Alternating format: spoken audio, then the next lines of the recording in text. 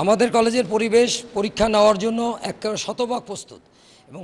যেহেতু করোনা আবার নতুন করে আসছেন, আমরা ডিজি মহোদয়ের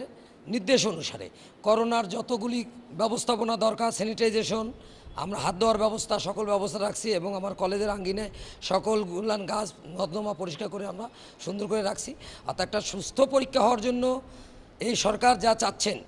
আমরা তাদেরকে শতভাগ দেওয়ার জন্যই চেষ্টা করতেছি। আমাদের সেন্ট্রাল ছাত্র দলের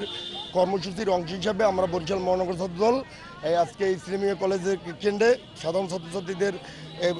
পরীক্ষা উপলক্ষে তাদের কলম বিতরণ এবং তাদের অভিভাবকের জন্য পানি বিতরণ, সেলাইন এবং চেয়ার, যাত্রী শ্রেণীর ব্যবস্থা